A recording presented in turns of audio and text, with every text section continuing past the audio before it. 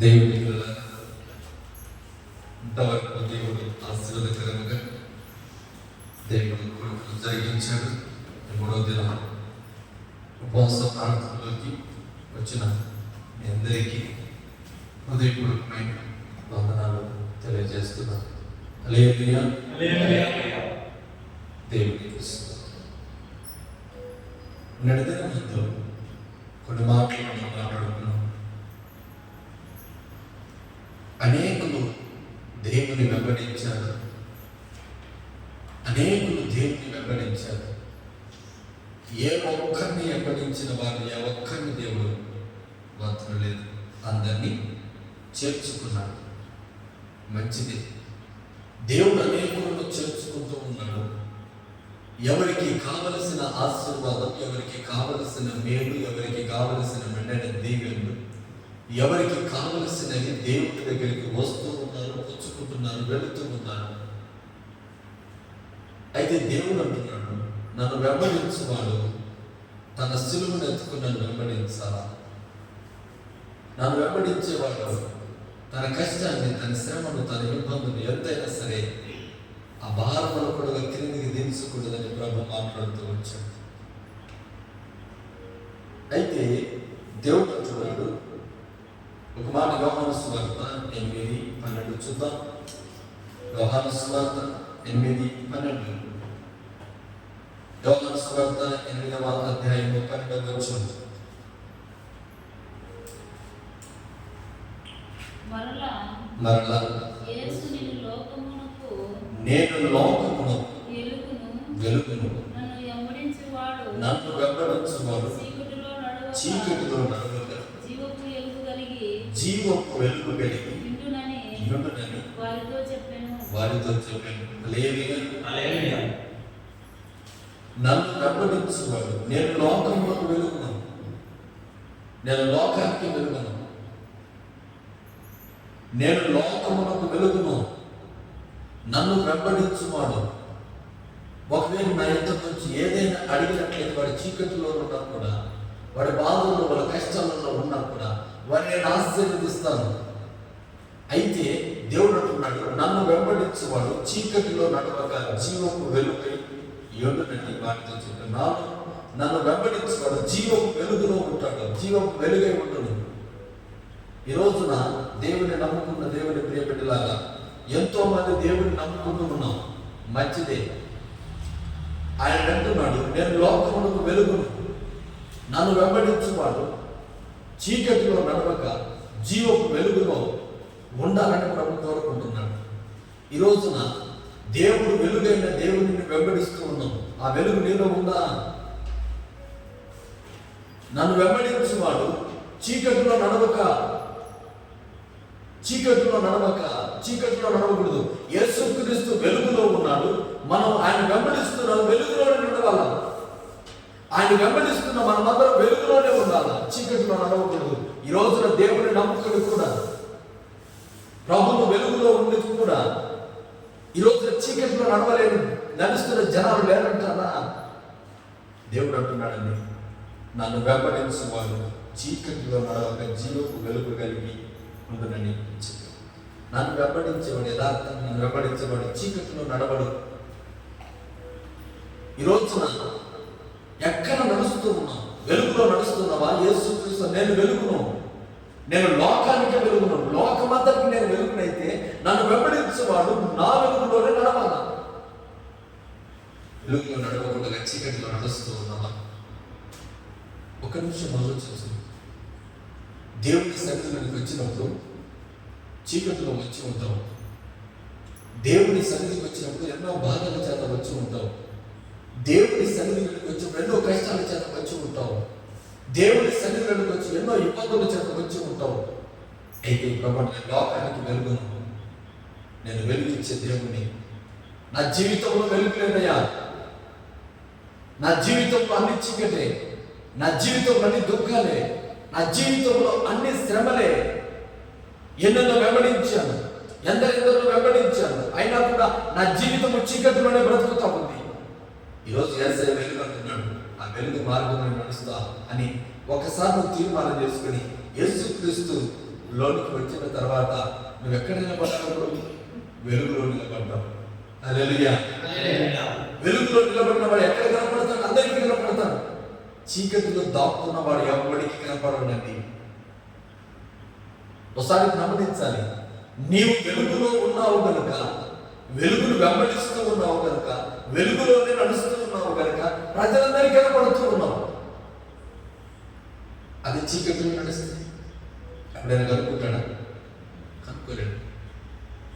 చీకటిలో నడవక జీవపు వెలుగై ఉండదు. ఈరోజు మనం చీకటిలో నడుస్తూ ఉన్నామా? అందుకే ప్రభువును నమ్ముకున్న తర్వాత, ప్రభువును నమ్ముకున్నప్పుడు, ప్రభువును నమ్ముకున్నప్పుడు ఆ వెలుగులోకి రాకమునకు నీవు ఎక్కడ తిరిగి నిన్ను పట్టించుకునేవాడు లేడు. వెలుగులోకి రాకమునకు నువ్వు ఏం మాట్లాడినా పట్టించుకునేవాడు లేడు. వెలుగులోకి రాకమునకు ఎటు తిరిగినా ఎవడు మాట్లాడేవాడు లేడు. నువ్వు ఎక్కడ వెలుగులో నడవక మునుపు ఏ క్రియ, ఏ పద్ధతి, ఏ స్థితిలో ఉన్నావో నేను అడిగే వాడు లేడు. అడిగే వ్యక్తులు అస్సలు లేరు. ఎందుకంటే నువ్వు చీకటిలో ఉన్నావు. అంటే ఎక్కడున్నావు? ఎక్కడున్నావు? చీకటిలో ఉన్నావు. చీకటిలో ఉన్నాడు ఎవరికి ఏర్పడు? వాడితో వెళ్ళి వాడు ఏమైతే మనకి ఎందుకు ఎవరికే ఉన్నది. వాడు తాగుతేనేంటి, తిరుగుతేనేంటి, ఎట్లా పాడైపోతే నాకేంటి, ఎలా నాశనం అయితే నాకేంటి, ఎట్టుపోతే నాకేంటి, వారి గురించి వదిలి. ఎందుకంటే చీకట్లో ఉన్నాను, గౌరవమైన జోలికి రాడు. ఎప్పుడైతే యేసు ప్రభును ఆ చీకటిలో నుంచి యేసు ప్రభు దేవుడు అని తెలుసుకుని, ఆయన వెలుగు లోకమునకు వెలుగై ఉన్నాడని, నా చీకటి బ్రతుకు దేవుడు మార్చాలా, నా చీకటి జీవితాన్ని దేవుడు మార్చాలా, నా పాప జీవితాన్ని ప్రభు మారుస్తాడు, నా బలహీనతను దేవుడు మారుస్తాడు, నా వ్యక్తిగత జీవితం సరిగా లేదు కనుక యేసు ప్రభు పాదాల దగ్గర నేను పడితే నా జీవితం మారిపోతుందని చీకటిలో బ్రతుకుతున్న మన పాప జీవితాన్ని వదిలివేయడానికి యేసు ప్రభువును నమ్ముకొని ఆయన చెప్పిన మార్గంలో నడుస్తూ, ఆయన మాటలు వింటూ, ప్రతి ఒక్కటి చెడు కార్యములని ప్రక్కన పెట్టి మంచి మార్గంలో నడుస్తూ, ఇప్పుడు లోకంలో అంటారు నువ్వు దేవుని నమ్ముతున్నావు కదా, అప్పుడున్న మనసే, అప్పుడున్న మనిషి ఇప్పుడున్న మనిషి ఇద్దరు ఒకటే. కానీ ప్రభువును నమ్ముకున్న తర్వాత ప్రతి ఒక్కరికి కనపడడం ప్రారంభిస్తాం. అదే వెలుగు. హల్లెలూయా. 10 మంది గతంలో చూస్తూ ఉంటారు. ప్రభువును నమ్ముకున్న తర్వాత అనేక చూపులు మన మధ్యలో ఉంటాయి, మన మీద ఉంటాయి. ప్రభు అంటున్నాడు, నువ్వు చీకటిలో లేవు, జాగ్రత్త. చీకటిలో నడవక దేవుని వెలుగులోకి వచ్చాక చీకటిలోకి వెళ్తే ప్రజలందరూ చూస్తారు. ఎందుకంటే ఎక్కడున్నాడు ఈ వ్యక్తి, ఎక్కడ నిలబడుతున్నాడు, ఏం మాట్లాడుతున్నాడు, ఎలా ఉన్నాడు, ప్రతిదీ వెలుగులో ఉన్న వ్యక్తి అనేకులకు కనపడతాడు. చీకటిలో ఉన్న వ్యక్తి ఒక్కరికి కూడా కనపడతాడు.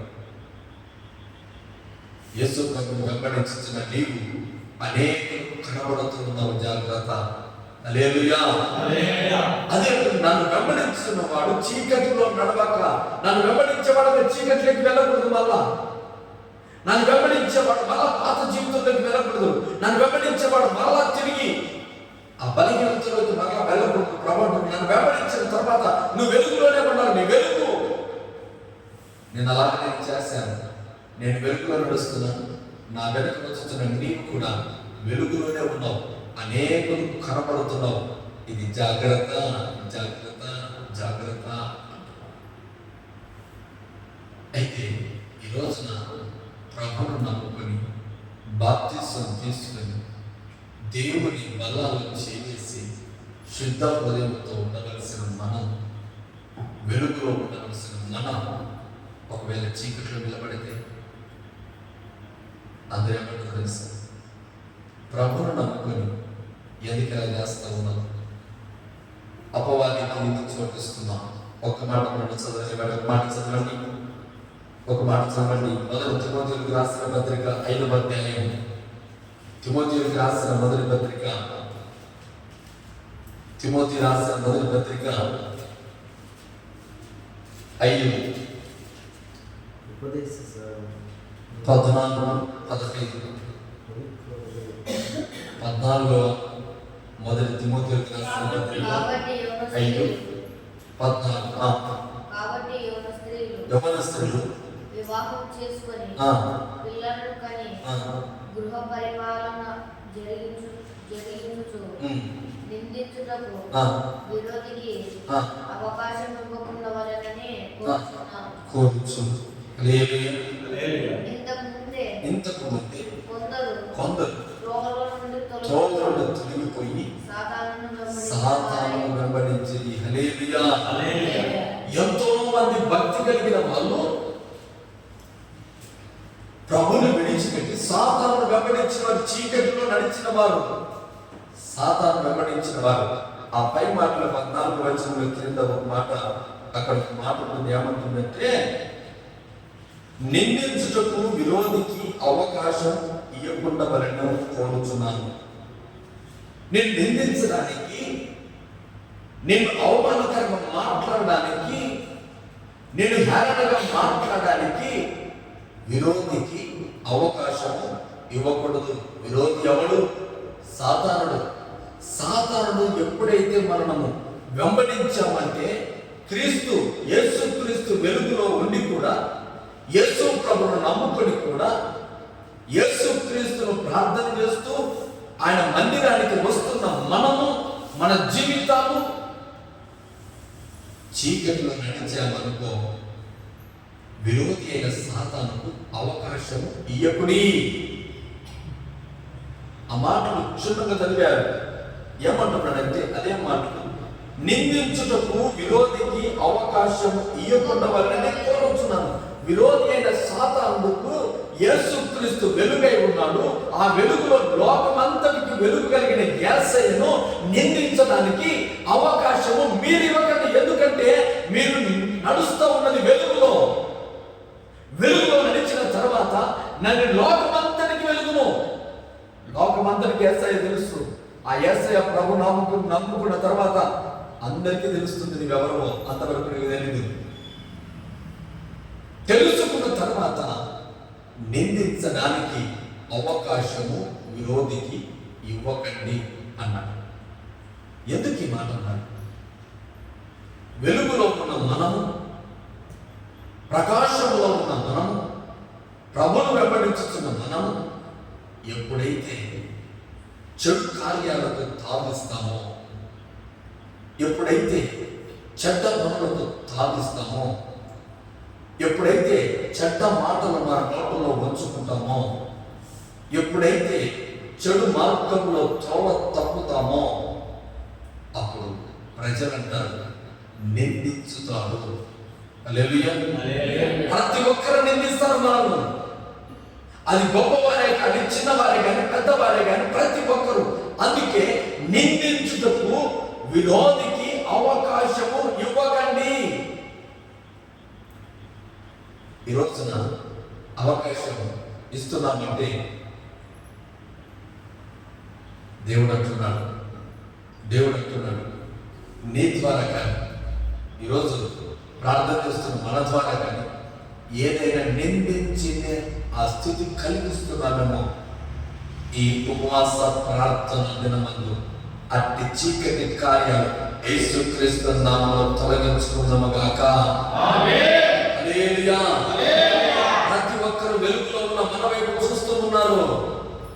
మన వెలుగులో ఉన్నాం. వెలుగులో ఉన్న మనల్ని అనేకులు నిందించడానికి అవకాశం మనం ఇవ్వకూడగా పరిశుద్ధంగా బ్రతుకుదుముగాక.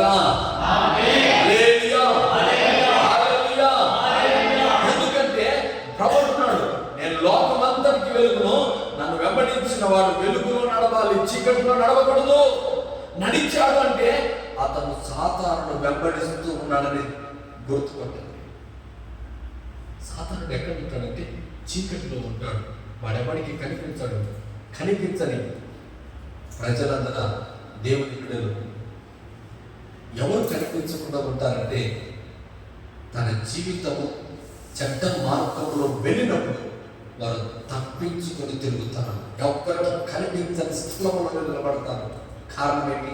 అది సాతాను వెంబడిస్తూ ఉన్నారు కనుక ప్రజలు తిరగని స్థలంలో వారి నివాసము చేయాలని కోరుకుంటారు, చీకటి మార్గాలు. ఈ రోజున దేవుని అనుకుంటున్న దేవుడి ప్రేమ దేవుని నిందించడానికి ప్రభువుని నమ్ముతున్న మనం నిందించేకి అవకాశం ఇచ్చామేమో.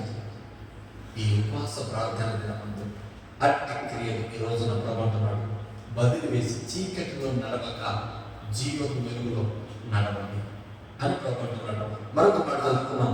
కొలస్సీలకు రాసిన పత్రిక 2వ అధ్యాయం 16వ వచనం.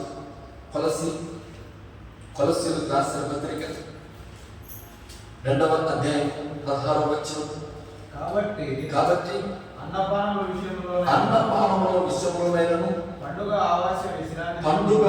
అమావాస్య విశ్రాంతి దినమున అను వాటి విషయంలో నైనను మీరు తీర్పు తీర్చు అవకాశం లేకుని ఎవనికి పండుగ విషయంలో కానీ అమావాస్య విషయంలో కానీ చాలా మంది వచ్చారు. ఇదిగో ఈరోజు అమావాస్య, నేను బయటికి రాను, నేను ఎక్కడ పని చేయను, ఇంట్లోనే ఉంటాను. ప్రభు నమ్ముతున్నాం, క్రీస్తు నమ్ముతున్నాం. ప్రతి దినాన్ని ఆచరించడం.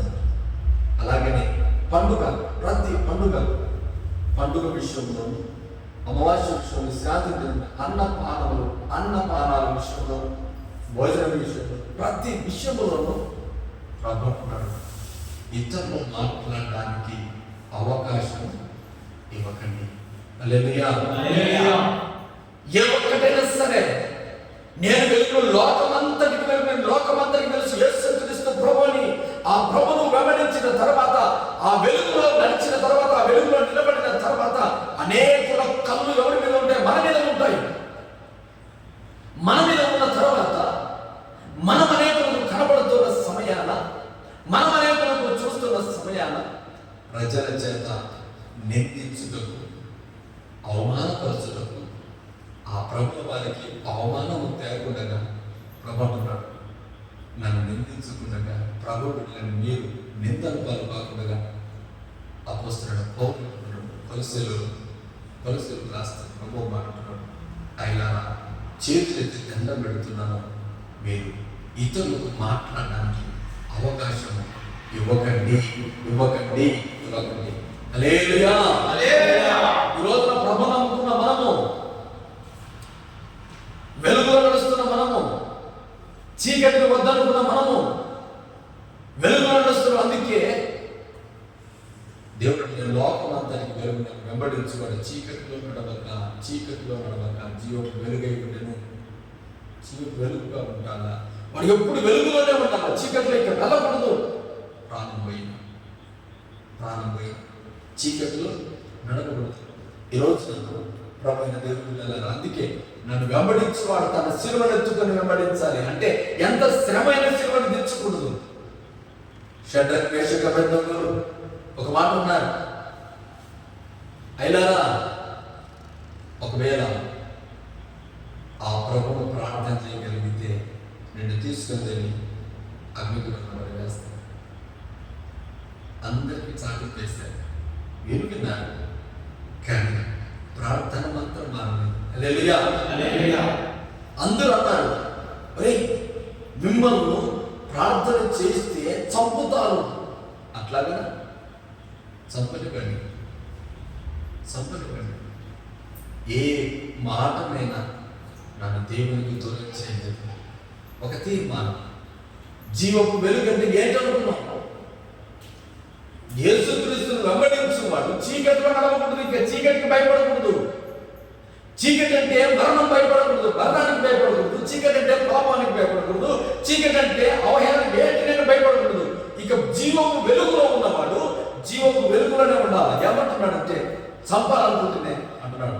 ఎంత భారం, ఎంత కష్టమైన, ఎంత నష్టమైన ఈ శిలువను కిదిగించాలి అంటే ఎలా ఉందంటే, ఎంత మరణం అన్నదాన్ని నేనైతే, ఎంతమంది అనని నేనైతే ప్రభువును మాత్రం నేను విడవనయ్యాను.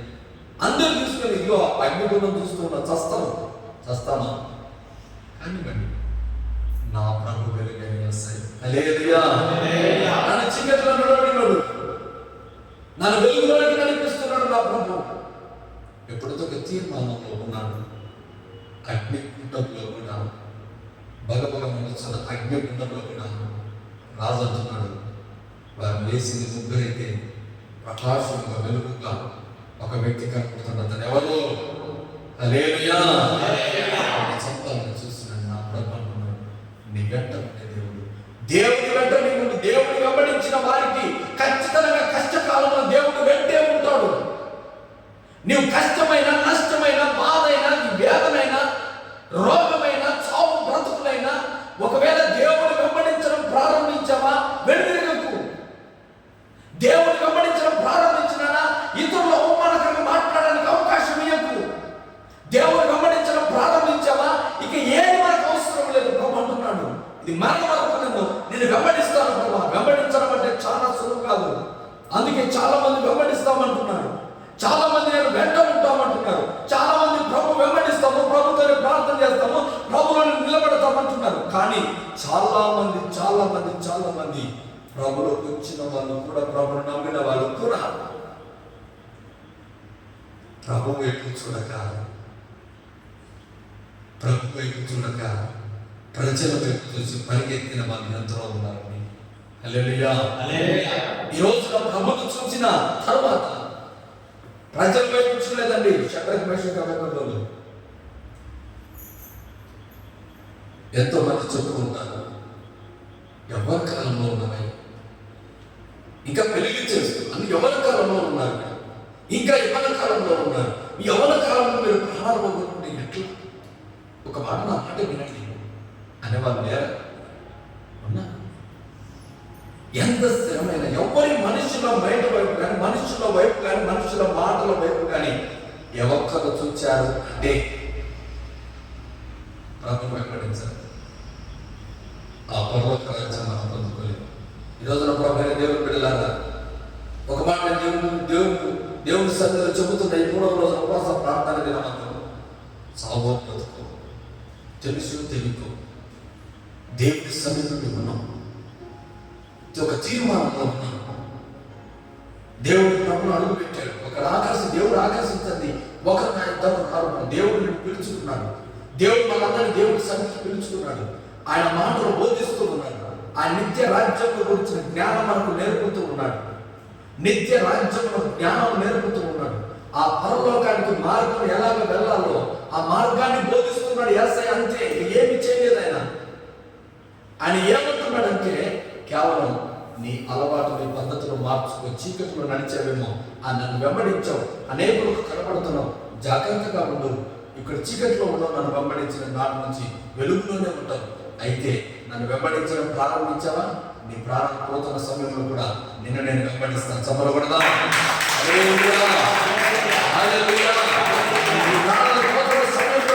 నీ ప్రాణాలు రాకూడగా, మరణముని అంటకూడగా, మరణముని దరికాలు రాకూడగా, ఇదిగో నేను నిన్ను వెంబడిస్తాను. ఎందుకు ప్రభా? నీవు నన్ను వెంబడించిన నాటి నుంచి నేను నీ వెంట ఉన్నానని నీకు తెలియదు.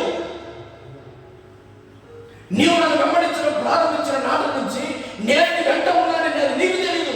షడ్రక్ మేషక్ అబేద్నెగోలు ముందు వెళ్తున్నారు, కానీ యేసుక్రీస్తు ప్రభు 4వ వ్యక్తిగా కనబడతా ఉన్నాడు. అది రాజు ప్రజలు చూశారు.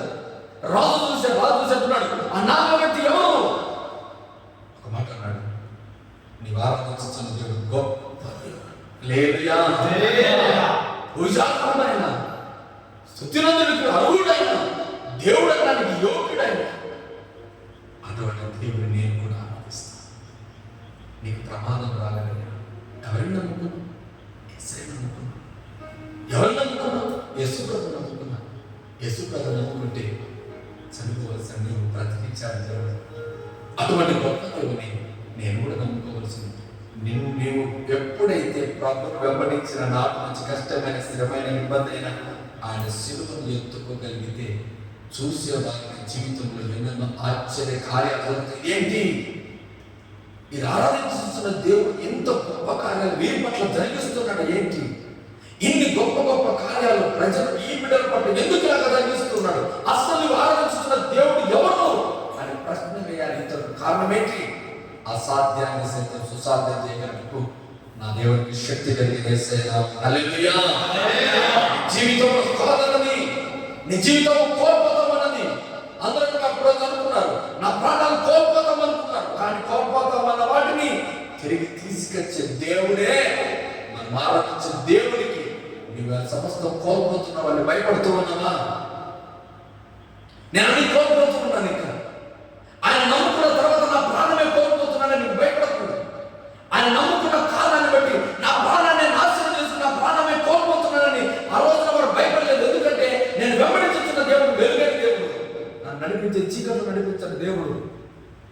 ఈరోజు అన్ని కోల్పోతున్నాను ప్రభు నమ్ముకున్న తర్వాత. ఆర్థికంగా నష్టపోతున్నాను, అన్ని నాశనం చేసుకుంటున్నాను, అన్ని కోల్పోతున్నాను ప్రభు వెంబడించిన నాటి నుంచి అని అన్ని వాళ్ళు చాలా మంది ఉన్నారండి. ప్రభువు నమ్ముకున్న నేను ఎన్నో కోల్పోయారన్న వాళ్ళు ఉన్నారు. మందిరానికి వెళ్ళిన నేను ఎన్నో కోల్పోయారన్న వాళ్ళు ఉన్నారు. మందిరానికి వెళ్ళిన ఎన్నో నాశనమైనాడు. కానీ అనేవారు కాదండి. శంకరక్ మేషకులు ప్రాణాన్ని కోల్పోతున్న సమయంలో ప్రభువుని వెంబడించారే కానీ ఆధ్యాత్మిక వెంబడించలేదు. ఎప్పుడైతే నా ప్రాణాలు కోల్పోయిన పర్వాలేదు, నా ప్రభువుకు నిందించకూడదు, భక్తి చేస్తే అలా చేయాలనుకున్నాడు, భక్తి చేసేది. ఎప్పుడైతే అటువంటి భక్తి చేస్తూ ప్రభువును వెంబడిస్తామో ప్రభు మన వెంట ఖచ్చితంగా ఉంటాడు.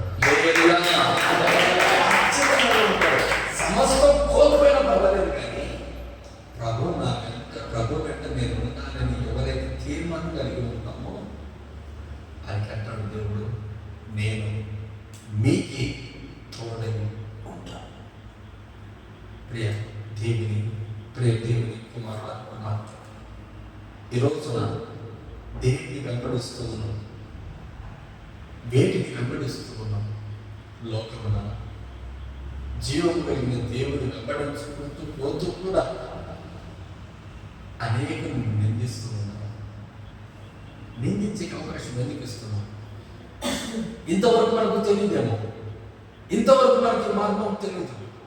దేవుని వెంబడించిన వారిని నిందించకూడదు అన్న జ్ఞానం పరిశుద్ధాత్మ దేవుడికి 3వ రోజు ఉపవాస ప్రార్థన ముందు నాకు బయలుపరుచుకుంటాడు. ప్రభువుని నమ్ముకున్న తర్వాత మనం అనేక నోళ్ళను నిందించబడకూడదంటే ఎలాగ బ్రతకాలి చూడండి. ఇంకా నీకు నిందలు రాకూడదు, నేను అవమానకరంగా మాట్లాడకూడదు. ఇతరులు ఎంత భయంగా బ్రతకాలి, ఎంత జాగ్రత్తగా బ్రతకాలి. మన నోటి మాట ద్వారా కూడా నిందలు వస్తాయి, మనం కూర్చున్న ప్రదేశాల ద్వారా నిందలు వస్తాయి, మనం చేస్తున్న స్నేహితుల ద్వారా నిందలు వస్తాయి, మనం వెళుతున్న మార్గం ద్వారా నిందలు వస్తాయి, మనం సంపాదించే సంపాదన ద్వారా నిందలు వస్తాయి. చాలా రకాలు ఉంటాయి నిందలు.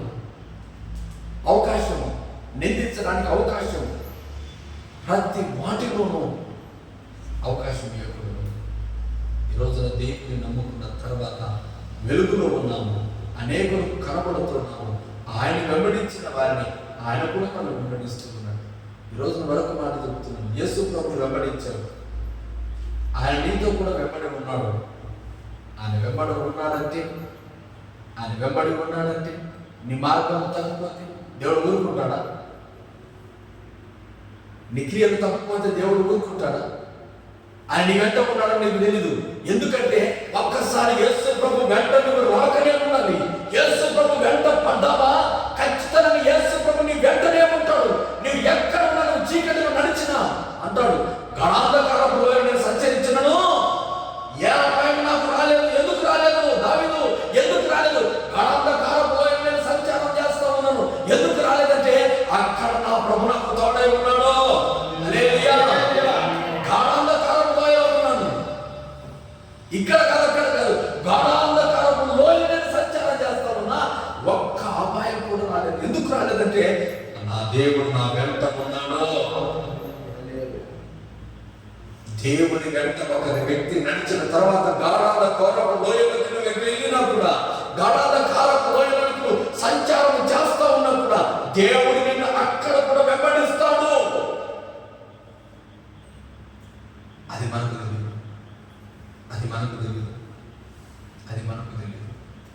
ఏ లోయలో ఉన్నా, ఏ కొండ ప్రాంతంలో ఉన్నా, ఏ మనుషులు కనిపించని ప్రదేశంలో ఉన్నా కూడా ప్రభు నీతో ఖచ్చితంగా ఉంటాడు. ఉన్న దేవుడు చూస్తాడు, చూసిన దేవుడు నీ క్రియలు మంచి వ్యక్తి, మన తిరిగి మంచి వ్యక్తే దేవుడు మనం ఆశీర్వదిస్తాడు. లేకపోతే మనం అలాగే మొత్తుతాడు. మొత్తాడా మన జీవితం ఇంకంతే. దేవుడు మొత్తకు మనకి, దేవుడు మన వెంట ఉన్నాడని దైవ భయం కలిగి ఉండు. ఒక రోజున గెహాజీ ఎలీషా ఉన్నప్పుడు వెళుతున్నాడు. ఇదిగో లోక సంపదల వైపు, లోకాస్తుల వైపు, ఇదిగో నాకు అవే కావాలని పరిగెత్తుకొని వెళ్ళాడు. పరిగెత్తుకొని వచ్చి ధనాన్ని మూట కట్టుకొని అలాగే ఉంచుకొని మరలా ఏమీ తెలియనట్టు మరలా ప్రాంతంలో కూర్చున్నాడు. దైవ సేవ ఎలీషా ప్రవక్త ముందుగా ఆయన వద్దన్నాడు. వద్దన్న వాటి వైపు ఈయన పరిగెత్తాడు. అప్పుడు దైవ సేవకుడు మాట అంటున్నాడు, నా మనసు నీతో రాగదా గెహాజీ, నా మనసు నీతో రాగదా గెహాజీ. ఆ మాట నాకు కొరిగిపోయాడు. ఏడ్చాడు. తప్పు చేశాను, తప్పు చేయకముందే ఉండాలి. నా మనసు నీతో రాగదా. ఎక్కడ పడితే అబద్ధం ఆడుతున్నా. మనుషులను మభ్యపరచవచ్చు. ఒక దైవ సేవకుడు మనస్సునే నువ్వు మభ్యపరచలేకపోతే జీవం కలిగిన దేవుని మనస్సును ఎలాగా ముయ్యగలవు? ఆయన కన్నులు ముయ్యగలవా? లేదే. ప్రభు ఒక్క మాట అంటున్నాడు, నేను లోకమంతటికి వెలుగును, ఆ వెలుగు నీ వెంట వస్తుందని జ్ఞాపకం చేస్తాను. నేను చీకటిలో ఉన్న నేను చూస్తున్నాను, వెలుగులో ఉన్న చూస్తున్నాను, ఎక్కడ వెళ్ళినా చూస్తున్నాను. చూచిన దేవుడు ఇంతవరకు ఈ 2025 12వ మాసంలోనికి నేను నడిపించాడు అంటే నేను దేవుడు కొత్తగా, నేను దేవుడు చీకటిలో నడుస్తున్నామని మొత్తగా కాదు, నీ క్రియలు వద్దకు లేదని ఆయన చేత కాని వాడు కాదు. ఒక అవకాశం ఇచ్చాడు, ఒక అవకాశం. చూద్దాం మాట్లాడేమో. అనేక నిందించారు, అనేక అవకాశం మాట్లాడడానికి, మన జీవితాన్ని కథలుగా మాట్లాడుకోవడానికి ప్రజలందరూ అవకాశం ఇచ్చాము. ఒక్కసారి చూద్దాం, మళ్ళా మాట్లాడేమో. ఇప్పటికీ మారకపోతే మన జీవితాలు పెడతామండి.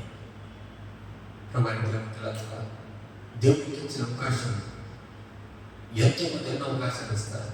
కానీ దేవుడు మనం చంపకుండా, రోగం రానివ్వకుండా, బాధ రానివ్వకుండా, కన్నీళ్ళు రాకుండా, కుటుంబంలో కష్టాలు రానివ్వకుండా ప్రభు ఇంతవరకు కాపాడుతూ ఉన్నాడు. అది మన పుణ్యం కాదు, మన పరిశుద్ధత కాదు. దేవుడు వెలుగైన, ఆ వెలుగైన దేవుడు కనికరం కలిగిన దేవుడే ఉన్నాడు కనుక ఈ 2025 వరకు సజీవంగా నిలబడినాం. ఇంతటి మేలు చేస్తున్న యేసయ్యను మనం వెంబడిస్తున్నాం కదా, అంతటి యేసయ్యను మనం వెంబడిస్తున్నాము కదా, అటువంటి యేసయ్యకు మనం ఏమి చెల్లించగలం? ఈరోజు ఏమి ఇవ్వగలము? ఆయన అడిగినది ఒకటి వెలిగి నలిగిన మనసు నాకు ఇస్తాము. ఆయన ఏమడగలేదు, నీ మంచి హృదయం నాకు, హృదయంలో ఎవరిని చేర్చుకోవాలి. అదే అంటున్నాడు. నేను పైన పని చూసే దేవుడిని కాదు, హృదయాన్ని చూసేది. ఆ హృదయం వెలుగుతో నింపబడి ఉండాలి. హల్లెలూయా. ఆ హృదయము వెలుగుతో చీకటి ఉండకూడదు. వెలుగు హృదయంలో చీకటి ఉండకూడదండి. హృదయంలో ఏముండాలి? వెలుగు ఉండాలి. ఎప్పుడైతే హృదయంలో చీకటి తొలగించుకున్నామంటే వెలుగైన యేసయ్య మన హృదయంలో ఉంటాడు. ఎప్పుడైతే వెలుగైన యేసయ్య మన హృదయంలో ఉంటే మన జీవితం అంతా వెలుగుమయంగా ఉంటుంది. మన జీవితం అంతా వెలుగుమయంగా ఉంటుంది. వెలుగుమయంగా మార్చడానికి యేసయ్య లోకానికి వెలుగుగా వచ్చాడు. కారణం ఏంటంటే మనలో ఉన్న చీకటిని తొలగించడానికి ఆయన వెలుగుగా వచ్చాడు. గనుక ఈ 3వ దినమందు దేవుని వెంబడించాం.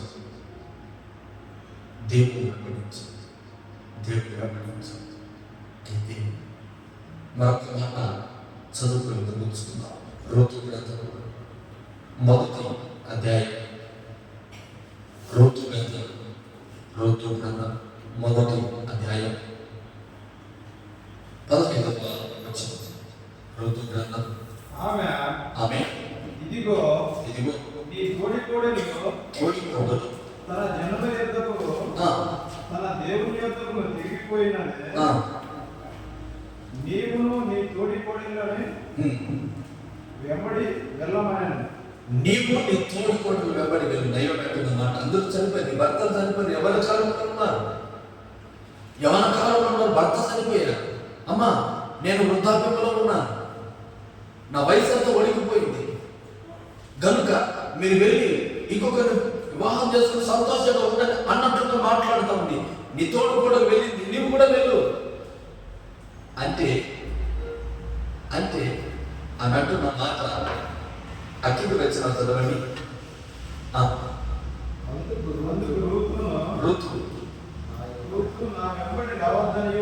నా వెంబడి రావద్దనియు నన్ను విడిచిపెట్టమనియు నన్ను బ్రతిమాలకొనవద్దు. నీవు వెళ్ళు చూడకే నేను వచ్చాను, నీవు నివసించిన చోట నేను నివసించను.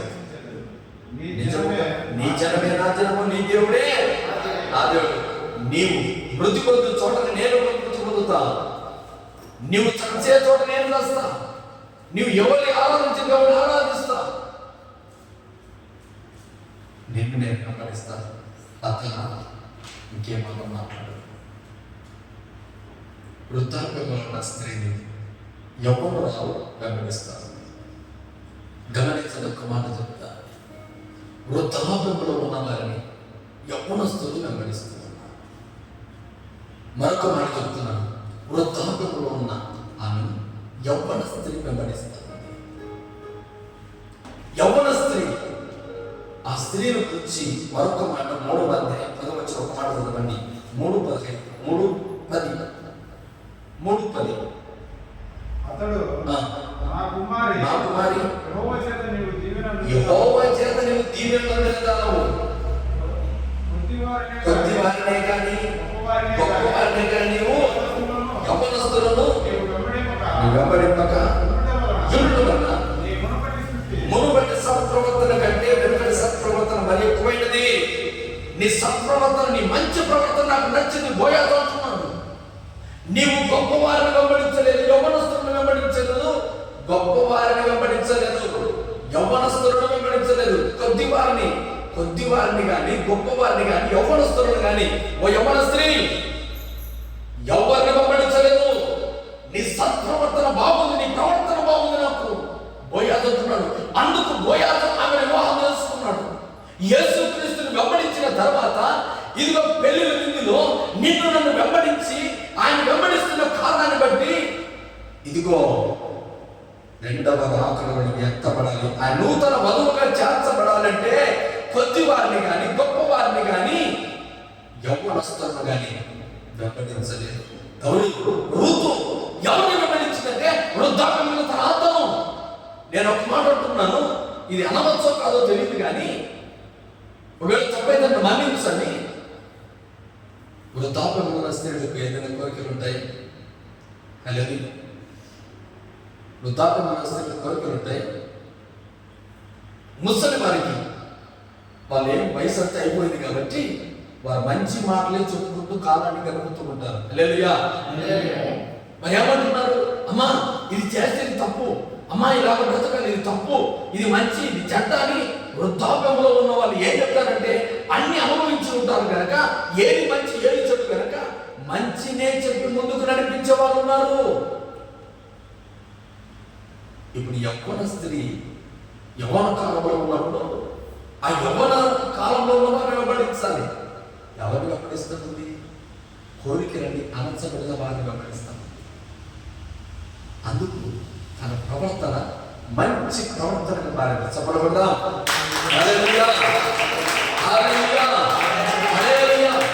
నీవు గమనించుతున్న వారు కోరికలు తగ్గించుకున్న వారై ఉండాలి. అప్పుడు నీ ప్రవర్తన బాగుంటుంది. అప్పుడు బోయాజు నిన్ను వెంటాడి నీ ప్రవర్తనను చూసి నిన్ను వివాహం చేసుకుంటాడు. అంటే యేసుక్రీస్తు ప్రభుల వారు నీ ప్రవర్తన చూసి నీవు వెంబడిస్తున్న కారణం యేసుక్రీస్తు ప్రభువారు కామక్రోధ మదమాత్సర్యం లేని దేవుడు. చెప్పకూడదా? ఆయన ఏ లోపం లేదు. ఆయన వెంబడించే వాడిని ఖచ్చితంగా నీకు నిత్యరత్వం వస్తుంది, నీకు సంతోషం కలుగుతుంది, నీకు ఆనందం కలుగుతుంది. నీవు ఎవరిని వెంబడిస్తున్నావు?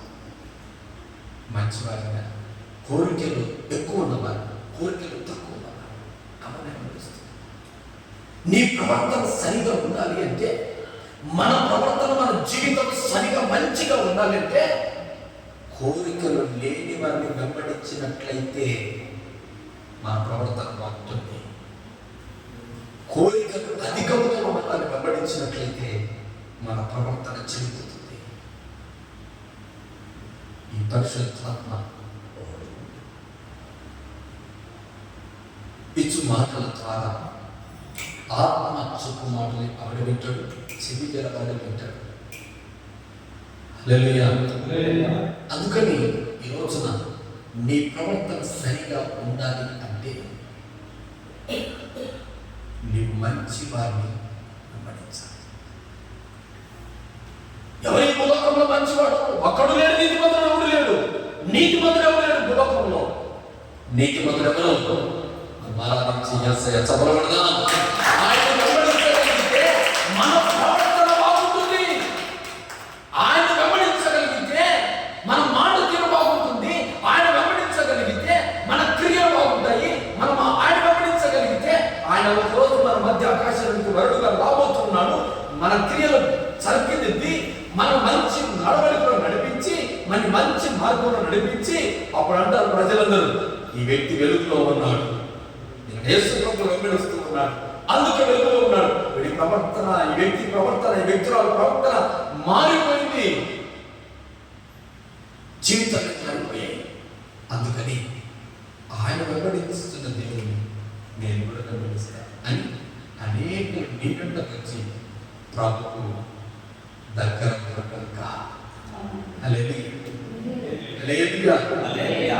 ఈ రోజున దేవుని వెంబడిస్తున్నాం. వెంబడించిన నేను నీ ప్రవర్తన నా ప్రభు సరిదిద్దును గాక. ఆమేన్. ఆయన నేను నిత్య రాజ్యంలో వారసుగా చేయను గాక. ఆయన మాటకు మనం నిందలు తిరగకుండా, ఆయన నామములకు మనం అవమానకరమైన మాటలు తిరగకుండా ఆయన వెంబడించి ఆయనతో మనం నివాసం చేయదు గాక. అందరి మోకరి చిన్న ప్రార్థన చేసుకుంటాం. అందరి మోకరి చిన్న ప్రార్థన చేసుకుంటాం. చిన్న ప్రార్థన చేసుకుంటాం. చిన్న ప్రార్థన చేసుకుంటాం. చిన్న ప్రార్థన చేసుకుంటాం. చిన్న ప్రార్థన చేసుకుంటాం. చిన్న ప్రార్థన చేసుకుంటాం. చిన్న ప్రార్థన చేసుకుంటాం. స్తోత్రం, స్తోత్రం, స్తోత్రం, స్తోత్రం, స్తోత్రం, స్తోత్రం, స్తోత్రం. ఒక నేను లోకమునకు వెలుగు